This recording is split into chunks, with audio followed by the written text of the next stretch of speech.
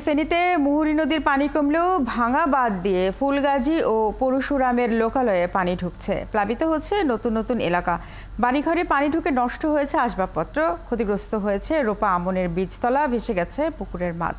এমন অবস্থায়ও ত্রাণ না পাওয়ার অভিযোগ করেছেন স্থানীয়রা। নুরুজ্জামান সুমনের তথ্য ও ছবিতে প্রতিবেদন। নগদের কাছে সব গ্রাহকই প্রিয়, তাই তো সারা দেশে ক্যাশ আউট চার্জ সবচেয়ে কম। গেল সোমবার রাতে মুহুরী নদীর বাঁধ ভেঙে প্লাবিত হয় ফেনীর ফুলগাজী ও পরশুরাম উপজেলার 10টি গ্রাম। তলিয়ে যায় ফসলি জমি, ভেসে যায় পুকুরের মাছ। বাড়িঘরে পানি ঢুকে নষ্ট হয় আসবাবপত্র, চুলা ডুবে বন্ধ হয়ে যায় রান্নাবান্না। জেলা কৃষি ও মৎস্য অফিসের হিসেবে 2 উপজেলায় 10 হেক্টর আউশ, 11.5 হেক্টর রোপা আমনের বীজতলা এবং 7.5 হেক্টর জমির সবজি পানিতে তলিয়ে গেছে। ভেসে গেছে 260টি পুকুরের মাছ। এমন অবস্থায় সবচেয়ে বেশি বিপাকে পড়েছেন কম আয়ের মানুষ। তাদের অভিযোগ 3 দিনেও তারা কোনো ত্রাণ সহায়তা পাননি।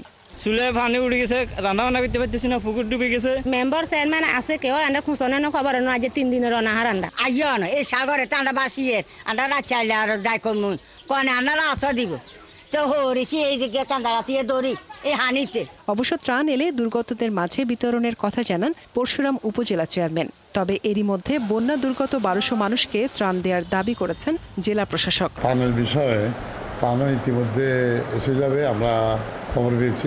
আসলে সরাসরি চেয়ারম্যানের সাথে আলোচনা করে ইউনো সাহেব এটা ব্যবস্থা করবেন। 2000 প্যাকেট শুকনা খাবার আসছে, তাদেরকে সেটি আমরা বিতরণ করছি।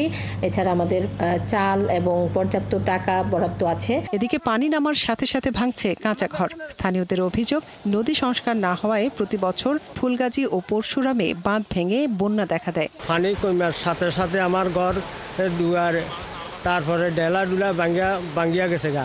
বীজ দান বসাইছি, দান্ডা একবারে গেছে কই ইয়েন দিয়ে সুর যাই আর ঘরে কোন নাই হেলাই দিছে, এক সাল এখানে আছে নিয়ে হেলাই দিছে।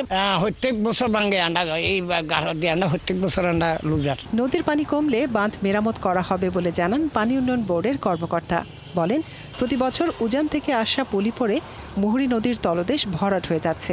প্রতি মুহূর্তে আমরা উপরে রিপোর্ট পাঠাচ্ছি যে কোথায় কোথায় ভাঙন হয়েছে, কোথায় কোথায় মেরামত দরকার। তো যে বর্ষা মৌসুমটা আমরা জানি যে এখনও চলমান, তো সামনে যাতে আরও বেশি ক্ষয়ক্ষতি না হয় আমরা সেগুলো এখনই যথাযথ পদক্ষেপ নেওয়ার চেষ্টা করছি। গত বছর 1,32,00,000 টাকা ব্যয়ে মুহুরী নদীর বেড়িবাঁধ মেরামত করা হয়, তবে নদী খনন হয় না দীর্ঘদিন। মনিরা কাজুরি, 71।